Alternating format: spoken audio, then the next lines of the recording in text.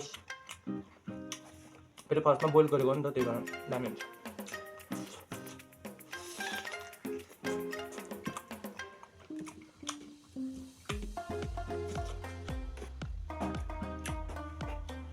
खै चाहिँ रस है मेरो र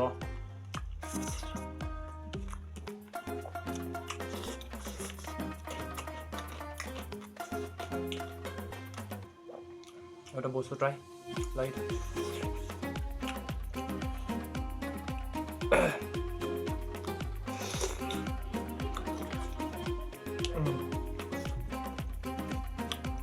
जबरजस्त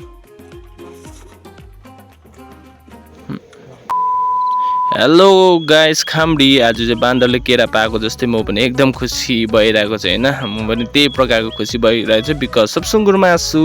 मासुलाई बोइल गरेर पानी तर्नु लाइरहेको थिएँ हैन त्यसपछि मैले प्याज काटेँ रमभेडा काटेँ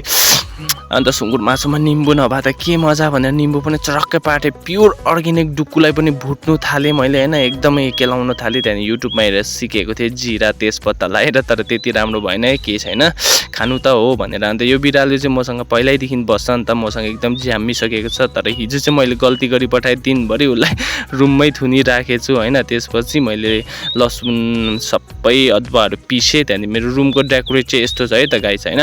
अन्त जति सक्दो म दामी बनाउन खोज्छु तर त्यति दामी चाहिँ हुँदैन त्यसपछि मैले ढुक्कुलाई एकदम स्वाई भुट्नु थालेँ त्यहाँदेखि फिङ्गर पनि पोलेँ त्यहाँदेखि चाहिँ एकदम गुराँस पनि मेरो साथमा थियो हैन वर्षे चाहिँ गएको थिएन यहाँमाथि फल्छ हो ए फल्छ हैन फुल्छ त्यही कारण मैले नयाँ रेसिपी बनाएँ गुराँस लगाइदिएको त दामी हुँदो रहेछ अमिलो अमिलो हैन मिठो हुँदो रहेछ त्यसपछि सुँगुर मासुमा खोर्सानी सबै अदुवा लसुन लगाइकन स्वाई भुट्नु थाल्यो दामी टेस्ट आयो कहिले कहिले मुखमा पानी आउनु थाल्यो त्यहाँदेखि युट्युबमा सिकेर मैले बनाएको थिएँ नि त हैन थकाली स्टाइलमा हैन एकदम फिङ्गर लाएर हैन कोही बेला सोकिङ तरिकाले मजाले पनि खाइदिउँ न बेलुकाको खाना त मजाले खानुपर्छ त्यसपछि नयाँ रेसिपी थियो अमिलो अमिलो दामी हुँदो रहेछ तपाईँहरू पनि वर्षे गएको बेला लिएर खानुहोस् ल A few moments later. हामी चाहिँ खौजाउ चाहिँ कन्टिन्यू चाहिँ हुँदैन हैन बेला बेला हुन्छ आफ्नो आफ्नो बनाउने स्टाइल आफ्नो आफ्नो तरिका हुन्छ हैन मलाई चाहिँ एकखेप खानु चाहिँ मजाले खाने बानी छ मजाले बनाइकिन हो अन्त त्यही कारण चाहिँ अब चाहिँ पुरा मुखमा पानी आइसक्यो भोक पनि लागिरहेछ केही खाएको पनि छैन हैन बिहान एकखेप खाएको मात्रै हो अन्त अब खानेवाला छु हेर्नुहोस् ल ल है त खाएँ गर्नुपर्छ ल पनि खानु पऱ्यो नि ओपन स्टार्ट गरेँ पानी सबै नै छ पानी एकदम जबरजस्त ठिक्कै ल खाएँ ल भनेर ट्रेन्डिङ छ नि अहिले कि खाएँ ल भनेर मलाई चाहिँ पुरा मनपर्छ ल म चाहिँ खाएँ ल भने तर मेरो चाहिँ यस्तो तरिका होइन देखाएको होइन मैले होइन अब यसरी खानुपर्छ है भन्ने चाहिँ एउटा होइन हल्का तपाईँहरूलाई पनि अब हुन्छ नि त निम्बु चाहिँ निचोडेर लगाउँदा वाह धेरै दिन बाद आफ्टर लङ टाइम भनेको जस्तो भयो त सुँगुर मासु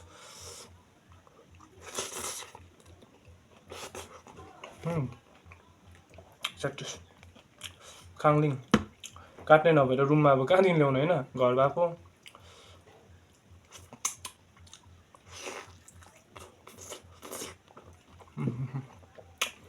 जबरजस्त फेरि फर्स्टमा बोइल गरेको नि त त्यही कारण दामी हुन्छ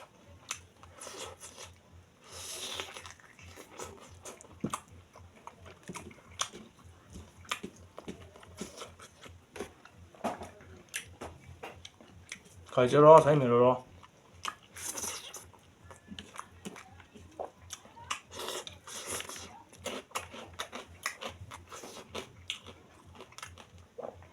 एउटा बोसो ट्राई लाइट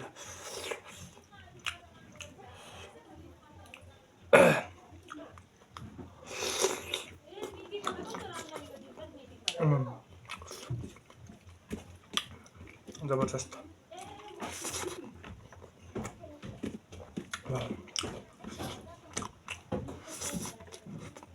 अघि चाहिँ मैले भोइस मात्रै लगाएको किनकि बनाउँदा पुरा त्यो डिस्टर्ब हुन्छ त्यहाँ खाङक्रुङ हो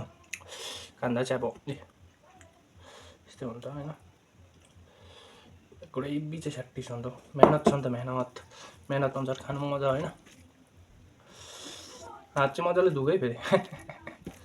हल्का नरमाइलो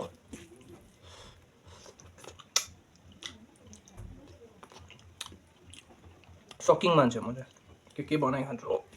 बेला बेला तर कन्टिन्यू त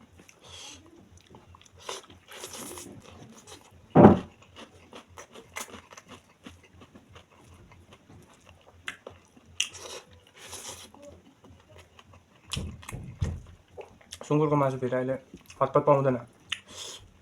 पहिला चिलबिल हुँदा अहिले पाउँदैन कुनै के भएको गीत निस्केर होला हौ त्यो सुँगुरको मासुमा पल्किने भनेर है सुँगुर पनि भाइरल भएको होला नि त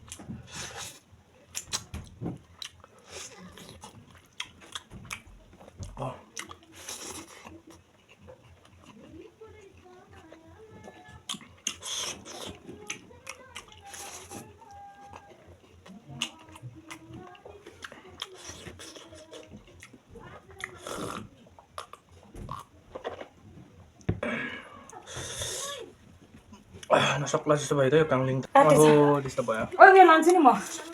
के लान्छु भन् त ए ल सरी कोही बात छैन मुखबाङ गरिरहेको छ यहाँ मुखबाङ होइन